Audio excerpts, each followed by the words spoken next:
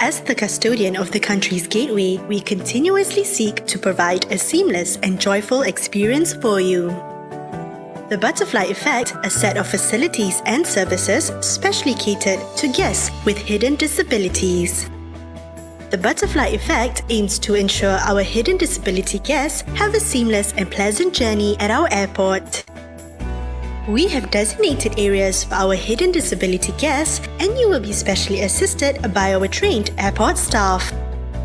The process is fairly easy and hassle-free. Should you need to use the Butterfly Effect, you can pre-register through Malaysia Airport's official website 3 days prior to your flight. The registration will allow the airport community to prepare for your upcoming travel, ensuring a seamless journey. Upon arrival at the airport, do look out for the Butterfly Effect logo. It is located between doors 2 and 3 at departure level KLIA 1 and at door 2, departure level KLIA 2. You may then proceed to the Customer Information Counter at level 5, Departure Hall KLIA 1 and level 3, Departure Hall KLIA 2. For verification purposes, please present an OKU card or a letter issued by a doctor stating the hidden disability condition. You will be given a butterfly kit containing a lanyard, brochure and leaflet on locations of the calm room and sensory walls. It is best to have the lanyard on at all times for proper assistance from our airport staff. Our friendly airport care ambassadors will happily guide and escort you from the check-in counter all the way to the boarding gate.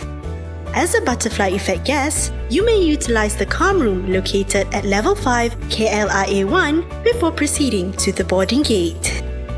Our calm room is designed specifically to help individuals with hidden disabilities to regulate their emotions and calm their anxieties in the busy and loud airport environment. The interactive touch panels of our sensory walls help hidden disability guests to engage through their touch and sight, encouraging interactive explorations. Our Butterfly Effect guests will have special access at all checkpoints within the terminal.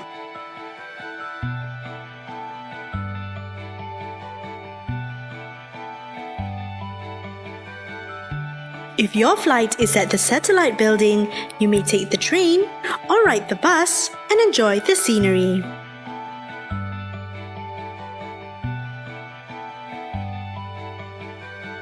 At the boarding gate, you will go through the final round of security checks. Our aviation security personnel will give more time and flexibility to accommodate to your needs.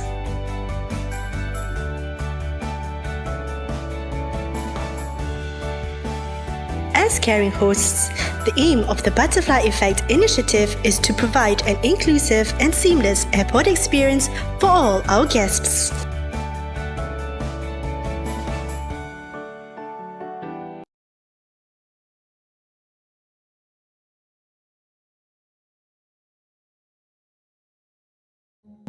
You can try but never stop me.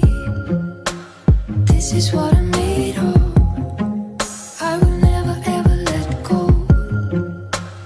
This is what I'm made of. No one can control me, 'cause this is what I'm made of. You can hate but never break me. This is what I'm made of.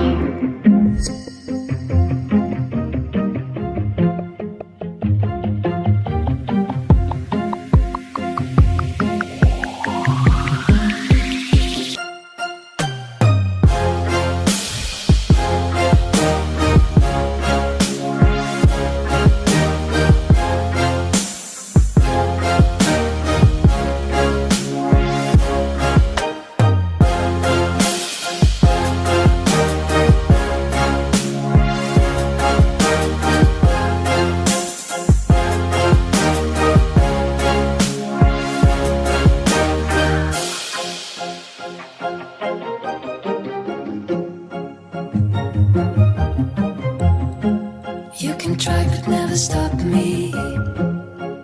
This is what I'm made of. I will never ever let go.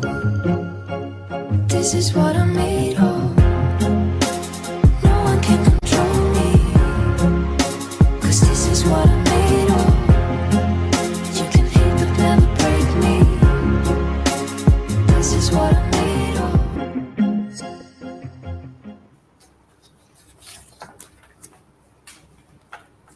Good afternoon. Good afternoon and welcome to another session of my Airports Butterfly Talk. It's a webinar via Facebook Live and hosted by Malaysia Airports. I am Nurul Fatin, your host for today. So during these sessions, ladies and gentlemen, we will be sharing with you, our audience, an often overlooked disability, which is the hidden disabilities. My Airports Butterfly Talk is part of the Butterfly Effect. It's an initiative that has been introduced by Malaysia Airports to our hidden disability guests, such as autism, by Malaysia Airports to our hidden disability guests, such as autism, who are traveling through KLIA and KLIA 2 to provide care and support for our special guests. Airports are not always an easy place to navigate, and especially so for hidden disability passengers. So through this Butterfly Effect initiative, Malaysia Airports has incorporated autism-friendly facilities and services as a step forward in creating a joyful experience for hidden disability passengers, ensuring inclusivity. This program for today will take about 45 minutes of your time, and we will have a Q&A session towards the end of our program. And so if you have any questions related to today's topic, you may leave them in the comment or section below. For today's topic, we'll be talking about support on hidden disabilities in Malaysia, which we will look at the unlimited potential of individuals with hidden disabilities when they receive the right support and early or effective interventions in their formative years. However, such issues remain elusive and non-cognizant among most Malaysians. We lack of knowledge and information to identify signs of hidden disabilities and to address their needs. So in today's episode, we will be talking about the current situation for individuals with hidden disabilities and how can parents or guardians get support in Malaysia to realize by not only one, but two panelists who are the board members of the National Autism Society of Malaysia, or as known as NASOM. Our panelists today are Ms. Padma Raman and Mr. Kaisen Ong Si Chun. Hi, Ms. Padma and Mr. Kaisen. Say hi to our audience today. Thank you for joining Hi. in our live today. Yes. Hi, Fatih. Hi. Thank you for having So, us. Yes. Thank you for joining us as well. So before we start, allow me to share some information about our guests for today. For Miss Padma, she is a mother of two living boys, aged 12 and 9. She juggles her time being a caring mother, and also she is also a compliance auditor with an international IT company. She is also the chairman of NASOM Teluk Pulai and currently sits on the board of NASOM. So thank you, and it's great to have you here, Ms. Padma. Yeah? Next, we have Mr. Kaisen Ong.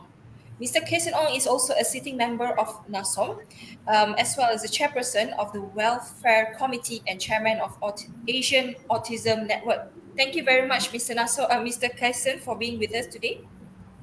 Thank you. Thank you, Nurul. Yeah, but before that, maybe I could share a bit. Mr. Kaisen is the father of two wonderful special need adults and has been actively involved with NASOM for over 12 years. Yeah, Mr. Kaisen, yeah? Yes. Okay, yes. Okay, so next, now that we have known each other better, so we may begin with our session for today. So we ready, yeah? Ms. Padma and Mr. Kaisen?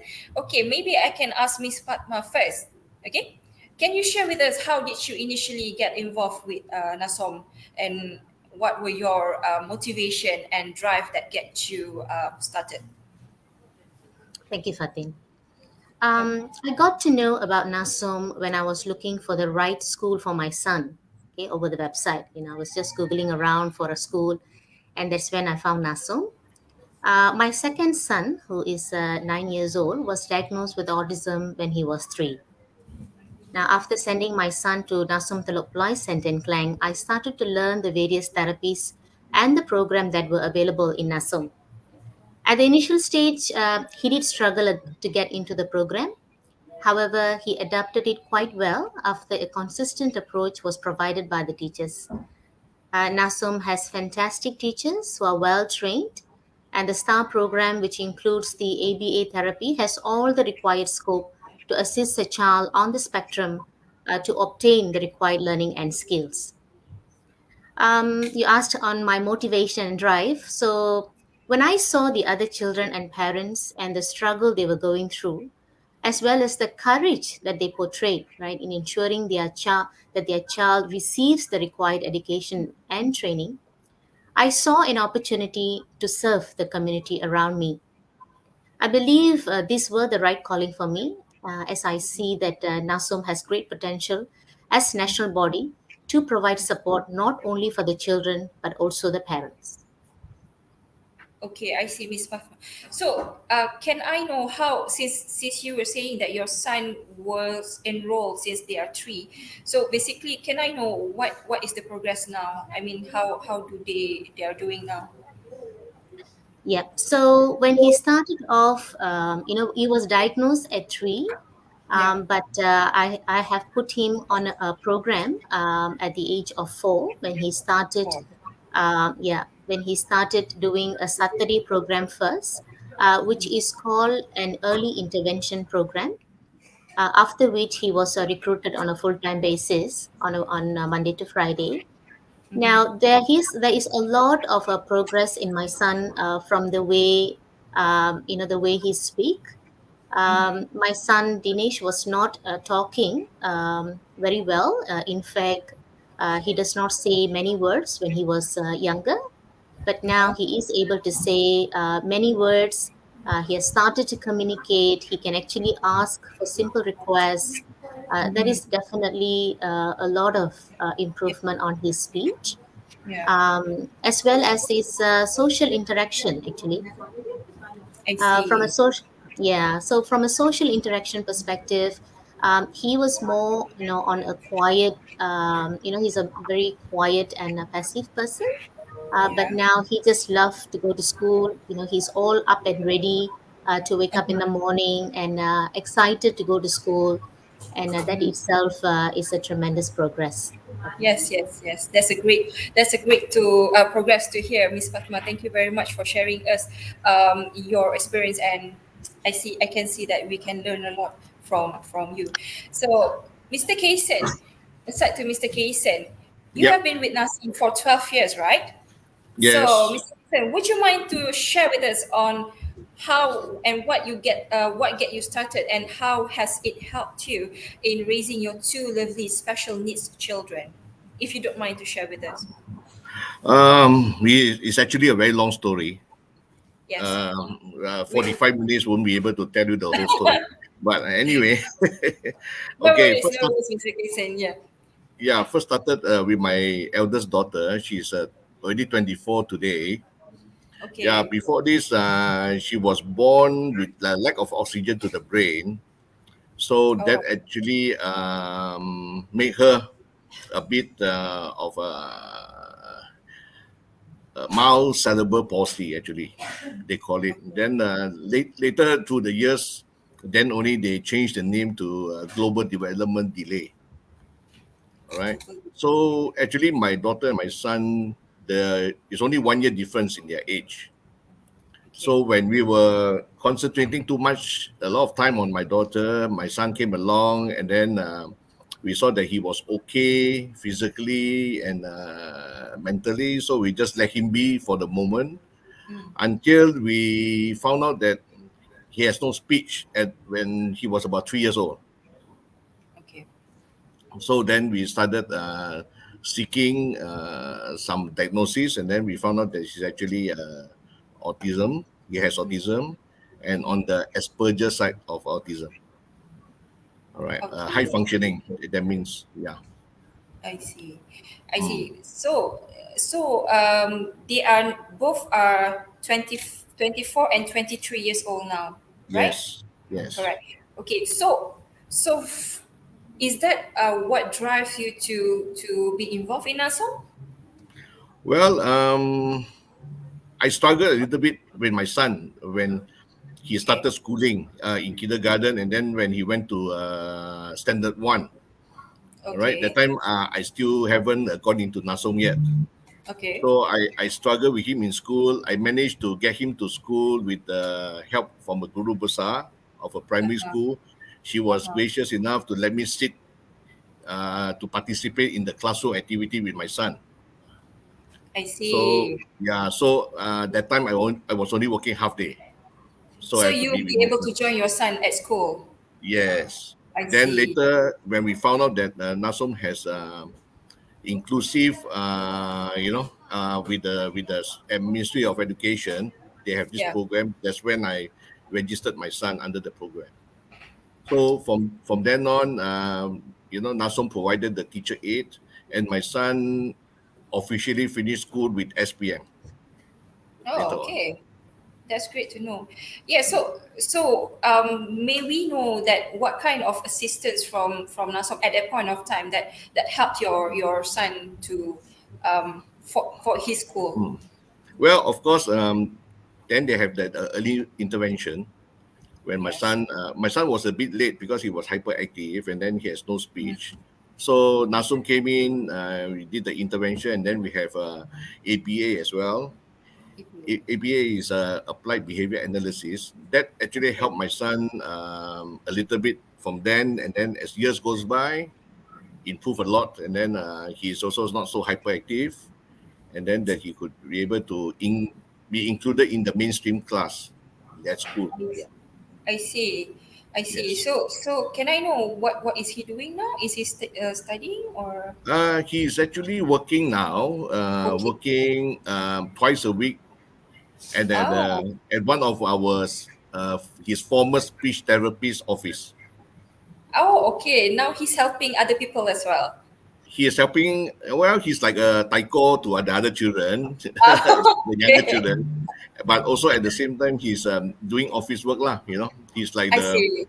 yeah the manager of the office because there's only the therapist and him in the office. So Oh, he that's yeah. very great thing to hear. And yeah, I wish him success in his work. Thank Thank you you, very much, Mr. Kaysen, for sharing with us your experience. And thank you. so, as mentioned earlier, we talked about early and effective interventions. Yeah, Miss Pathma and Mr. Kaysen, and coupled with a strong and right support, this will enable to help individuals with hidden disabilities to realize their fullest potential, right?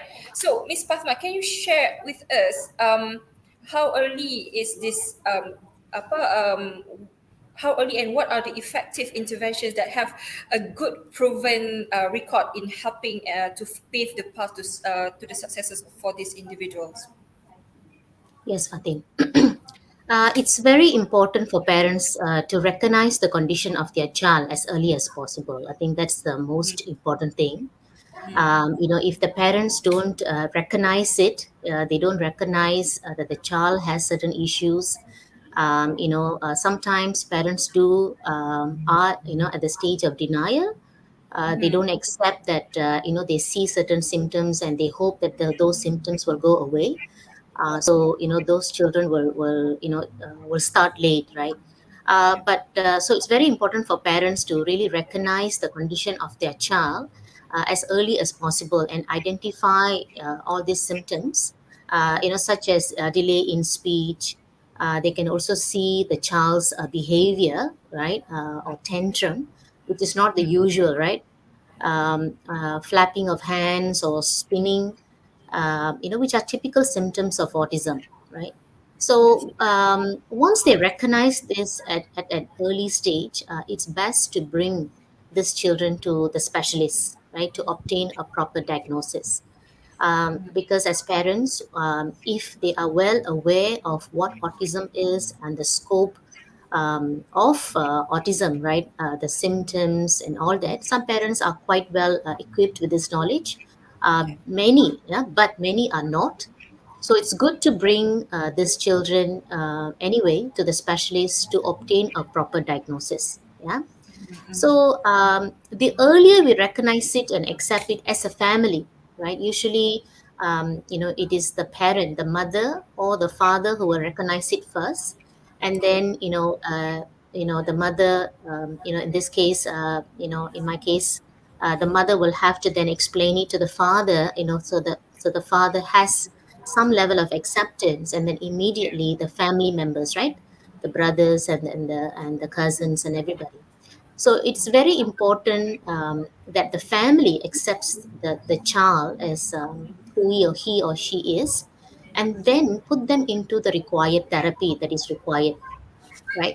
Now, as you know, children usually learn faster, right, from a younger age. So, at the age, even from the age of 2, we have seen children being diagnosed at the age of 2. So, age 2 to 6 is very crucial year of learning, okay, where a lot of information gets absorbed better, right? So the earlier we diagnose, the earlier we can start the required intervention and the therapy. There are, a few key therapies that are fundamental to a child within the autism spectrum, and they are speech therapy, occupational therapy. We do have brain gene therapy as well these days, and programs like what Carson mentioned, ABA, which is the Applied Behavioral Analysis. Okay, and these are the therapies that can improve the social communication and the learning skills through reinforcement strategies. Yeah. So I I do want to talk about a little bit about the ABA. Like many experts, right? I mean, many experts consider ABA to be the gold standard treatment for children on the autism spectrum disorder, right? Not only for the autism, actually, ABA is also used in treatment of other conditions, right? Such as dementia, cognitive impairment, yeah, which usually happens after a certain brain injury, eating disorder, anxiety, panic disorder, or even phobia, right? As well as anger issues. Now, ABA therapy is actually used in all these conditions as well. So, in my opinion, ABA is a great, excellent therapy that parents of these children can learn. Okay, as well as not only sending your child to the school. I mean, to NASOM or any other additional special schools that you're currently putting your children in, but it's also very important for the parents to also learn how to use these therapies into their child's day-to-day life. okay. Thank you, Miss Fatma, for the excellent explanation. Um, Yes, so yeah, I at the same time I'm learning as well that the kind of therapy that is being provided, and yeah, and the kind of assistance that can they can get. So Mr. Kaysen, yeah, if I Yeah. may ask, for Nasom, especially for Nasom, yeah, what kind of support and assistance that the parents can get from the organization?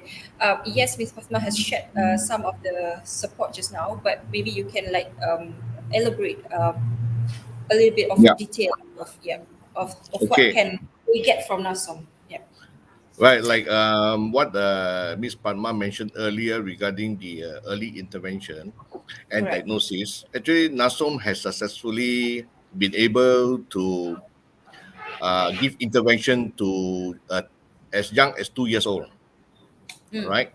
So far, we are successful because if the child is diagnosed early, we can start from 2 years old, as young as 2 years old.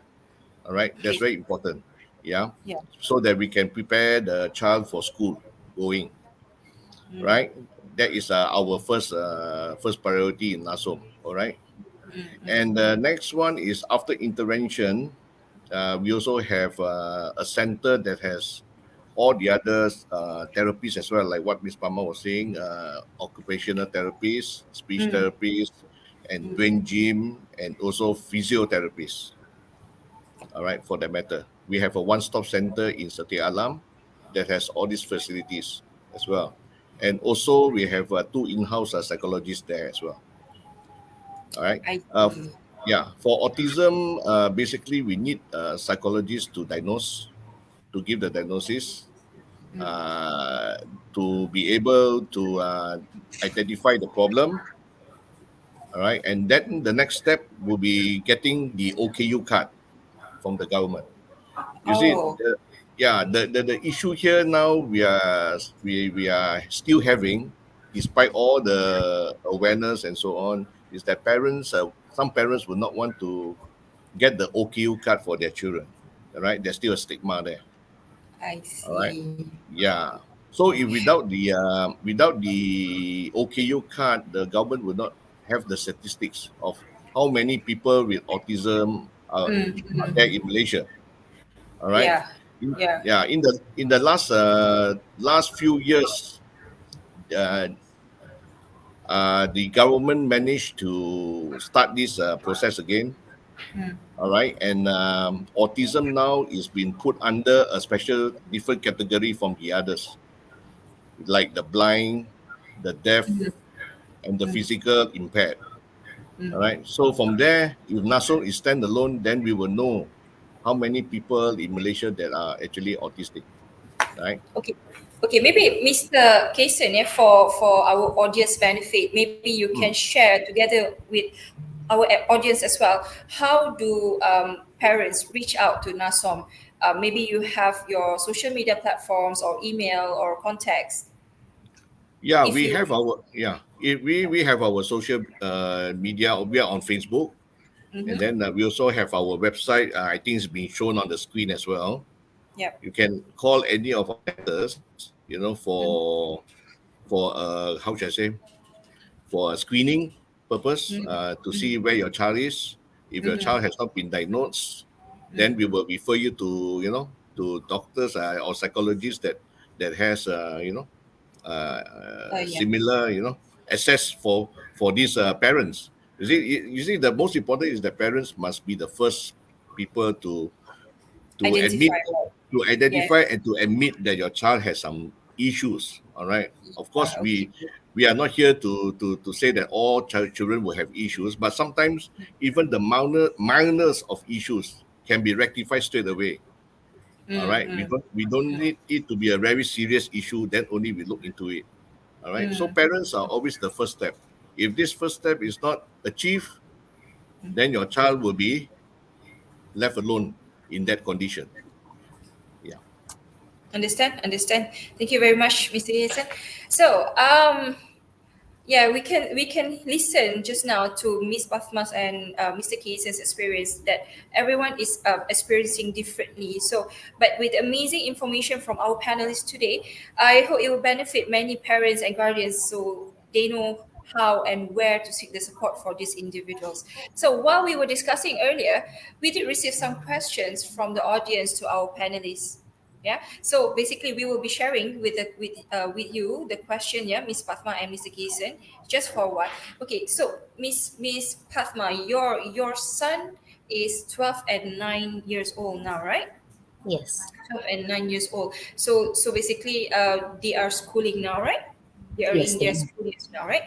Yes. May I know if they go to a normal school or a special needs school? Right. Okay, my older son is neurotypical, so he's a normal child. He Mm-hmm. goes to a normal mainstream school. My Okay. second boy is within the autism spectrum. So I have actually recruited him into the PPKI. This is the Sekolah Khas under the government. So there is a SK school. There are a couple of schools actually within the Klang Valley, even many schools in Malaysia, who have included the Sekolah Khas program. Right, we call it PPKI. So PPKI. morning, I actually sent him to that school for the Mm-hmm. Sekolah Khas program, Okay. and in the afternoon, I actually sent him to NASOM. So I sent him to both so that he can obtain the best. I see. So when the stigma about autism now and before this, I think there's a big gap. I think the people nowadays are more open to it. But can you Yeah. share with us, Miss Patma, the kind of stigma that you have experienced before this? Um, People may have seen it differently. Were there any kind of stigma that you experienced before this? Yes, at the early stage, we all, I think, I personally had, initial challenge. But I do have knowledge on special children, right? Prior to me experiencing my own son, I do have knowledge. My sister was actually working in a special education school, and I have exposed to her experiences. So I took it. Of course, it's very difficult for parents when when they realize and diagnose that the child is within the spectrum. It is usually will take a while for them to digest and accept. Right, the acceptance itself is a very important stage for all parents. Yeah. Once you have acceptance, then you will move on with the journey with courage and strength, right? Yeah. Irrespective of what people say or what people think, or the way people see your child, it does not have any impact on you. You know your child. Yes, betul. Correct. I agree with you, Miss Padma. Aside to Mr. Kason, do you also have this kind of stigma from the surrounding people? Yes, I mean earlier on, even from our own family members, you Oh, know, okay. uh, had these issues, but ultimately, like what Miss Palma was saying, we we are the ones that brought the child into this world. We Yeah. will be the first one to accept them first. Like I said, Yes. this is the first part. If we don't do this first part, they will forever be lost. All right. Yes. So Yes. but society has evolved, since during my time when my children were younger. Now with the internet and so on, you can actually access to a lot of information. You know, Correct. those days the ABA used to be in the form of a book. All right. That time when we have no computer, and that book, the manual, cost a lot. It's about US 10,000 if I'm not mistaken, just for the manual. Yes. And what we do is, I was lucky enough that I could share with a couple of parents for this manual before the internet came into the world. Yeah. So now with a lot of information, I think a lot of parents can actually access to information, and then from there they can try to Understand. seek help. Yeah. Yeah, understand. But how did you handle the situation last time? Did Well, you? how do I handle? Of course, I mean it was very difficult at the first stage, but Yeah. once we accepted, our two children, that they are special, then Yeah. from there things will get moving. Like what Miss Palmer was saying, Yeah. we don't we never turn our heads backwards anymore, always Yes. forward. Yeah, that's Yeah, the thank most you very important. much. Yeah, thank you very much, Mr. Kason. Yeah. Okay, so Mr. Kason and Miss Padma, I think we are ready to take the questions from the floor. As I can Okay. see, there are a few questions now in the comment sections. Yeah. Okay. Right. I will read the question. Yeah, the first question from Haryati Tumiran. Okay, my child is now 15 years old and he was diagnosed to fall within the autism spectrum. Does his age affect his abilities to adapt and evolve with time? And then during his earlier year, we did not seek formal medication attention or treatment nor any intervention. I see. Okay. So do you have how do you usually advise about this? Okay. Does his age affect his abilities to adapt and evolve with time? Because the identification and not sending him to formal medication in the earlier part of his life. Okay. Who is supposed to answer? You want me to answer? Go You want ahead. Miss Palmer? Go ahead, Yeah, Kasi. yeah. Okay. Go ahead. Yeah. The first thing is this: we cannot make an overall judgment on just this statement, because we do not know. He has the autism spectrum, but we don't know under what category he is. All right. So it's a bit difficult for me to comment specifically. So what I would just say generally is that, okay, he's a bit late because he's already 15 years old now. Okay, Yeah. that's number one. Number two, we don't know whether he is on the low functioning or high functioning, because when you are in the low functioning spectrum, sometimes you can be a bit aggressive. All right, that's where Okay. the behavior issues comes in. Okay. So yeah, so that is another issue. We don't know. So that is just a very general statement given. So for me, I think they should seek help, from a psychologist. If they haven't get the full diagnosis, please go and do so. And then from there, the psychologist can refer you to the other therapists as well. Yeah. Have you seen of any cases before, like the parents were quite late of sending the child, but at that point of time, was it really a term too late It's, for everything, or they it, can still fix it?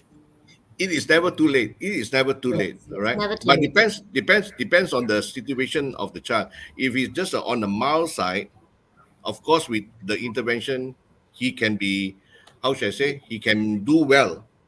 Yeah, All right, as a yeah. as well as a normal person. Early Yeah. interventions, right? Yeah. Yes, early intervention, even at 15 years old, because I have helped a personal friend of mine. Mm, His boy was nearly about 7, 8 years old, but he was okay. on the mild side. So once they had the intervention, now the boy is already flying. The boy is so good in school. He can speak 5 languages. I got Oh wow. shocked because before this he has no speech. So it's just there's a need a lot of encouragement and support from people closest. I mean that's the most important, right? 5 languages, yeah. Yep. Wow. Yeah. Before this, there's no Actually, speech. Yeah. Before this, he yeah, has no speech. Okay. Yeah. Wow, that's incredible. 5 languages. Man. Yeah. Yeah, okay. So Miss Fatma, maybe we can hear from your advice as well. If you have any yes, advice for this yes, I do. kind of questions, yeah. Yeah. So for me, education is never too late. Yep. As Carson said, once very important for this child is for the parents to bring them to a proper diagnosis and to a psychologist to understand which stage the child is, right? Which Mm, stage the child is. What are the areas that the child needs improvement, right? yep. Autism is a spectrum. That's why they say autism is a spectrum. Means the child can fall into various different stages. A child can have a low functioning child, as well as the child can be a genius, right? We Uh, have seen autistic children who grow up to be genius adults. So it is yeah. not, so the idea that autistic children will always have limitations actually is not true. They actually fall within a huge spectrum, right? So it's very important for this child, okay, this young youth, 15 years old, to brought in for a proper diagnosis and to understand what are the areas he or she needs improvement. That's Yeah. very important. And then once the identification is done, then the required therapy need to be fit into that. A program need to be designed for the person. Okay, an individualized program need to be designed, and appropriate therapies need to be given. And if the family really provide that full attention, there will be progress. There will Mm, be okay. ultimately. Yes. So moral of story is never too late. Never too late. Never too late. Thank you, Miss Fatma and Mr. Kason. Okay, we'll go to the next question. Okay, saya seorang ibu tunggal kepada seorang anak yang mempunyai global developmental delay. I'm a single mother to a children who has global developmental delay.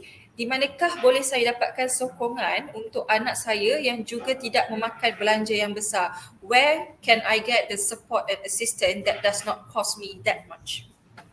Mr. Kason first. Okay. I think for global development delay also there are many categories. All right. Like my daughter, she is actually was classified as mild cerebral palsy before this. She has fine Yeah. motor issues. All right. 5. Okay. Fine motor issues. So she cannot hold a pencil or a pen to write, but she can eat by herself. You see, so that is a part of it. So global development delay can be also masalah pembelajaran as well. All right, Okay. they can be Okay. normal, but they have some issues.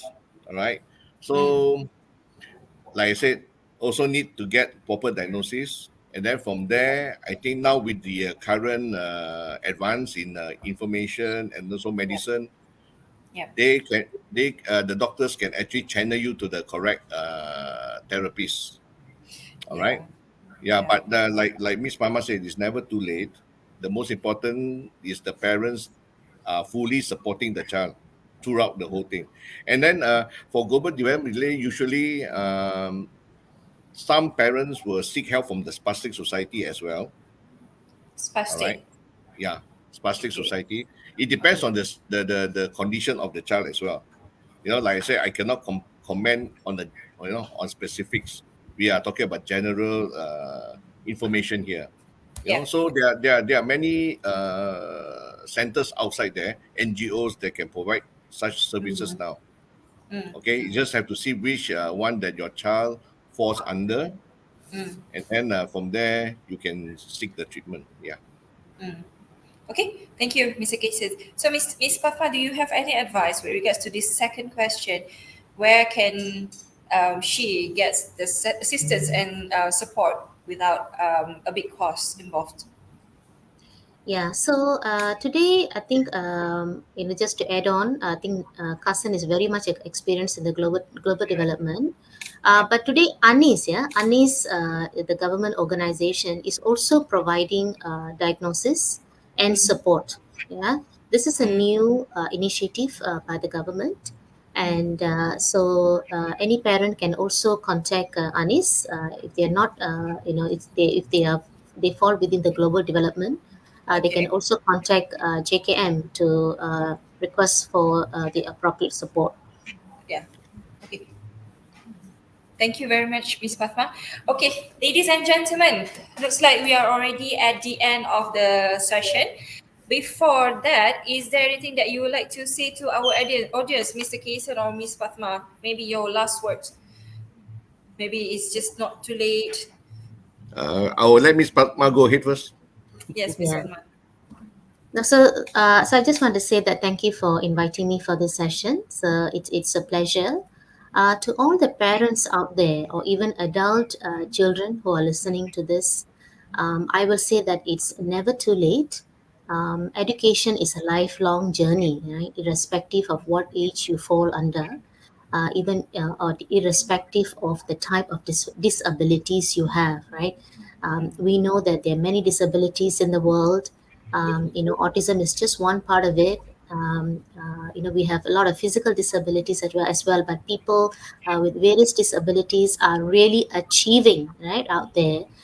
We have swimmers, right, who have very limited limbs and all that. So all I want to say is always stay positive, have courage, right? Because your journey is your own life journey, and it's no one's. So make your journey fullest, and choose to be happy. Own your life, right, From Miss Fatih. Fatma? Yes, own your life, Yes, own your yes. own success, Own right? your life. Yes, Absolutely. yes, Mr. Kason. Your Okay. last. Yeah. Yeah. Thank you again, MAB, for inviting Miss Padma and I, Yep. for this session. Right now, we already spoken more on the people with disability side. Okay, but now I want to stress something for the society as a whole. Please accept our children, all right, or people with disabilities Yeah. into the community.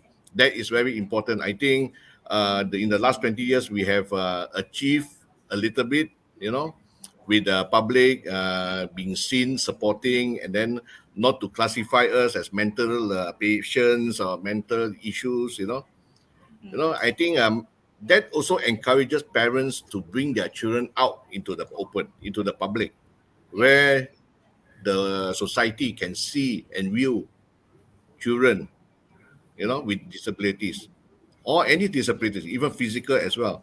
You can see that, like what Miss Palma was saying, many OKU adults are now very active in Paralympics. Mm. Okay, yeah, that is sports. Okay, you can take part in Paralympic. But other than that, some of them are also good in art and other forms of talents as well. So it's not the end of the world. All right, you may not be academically a genius, but you still can do other things. All right, Yeah. there's always an avenue. Parents, please always observe your child. You know what you think your child is good at. Please try to nurture them for that particular part. If it's a good artist, please encourage him to draw and to paint. These are the things that the parents must do as well. And with the society helping out and Yeah. the community as well. Yeah. Yeah. Thank you. Thank you very much, Miss Padma, and also Mr. Kason. So what I can conclude now is that own your life, own your own success. Don't be judgmental and be kind, right? Yes. Yes. Okay. So there you have it, our audience, ladies and gentlemen. That is all the time that we have for today. It has been an informative day for all of us. Yeah. And with this new knowledge and insight, let us together create a more caring and inclusive society. So if anyone have any further questions, please feel free to visit our Facebook page at My Airports Official and leave us a comment and we can get back to you with an answer.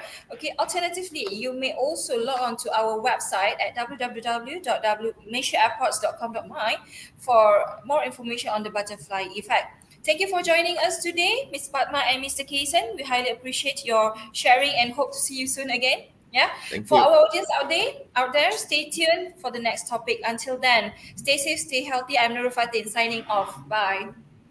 Thank you, Fatin. Bye bye.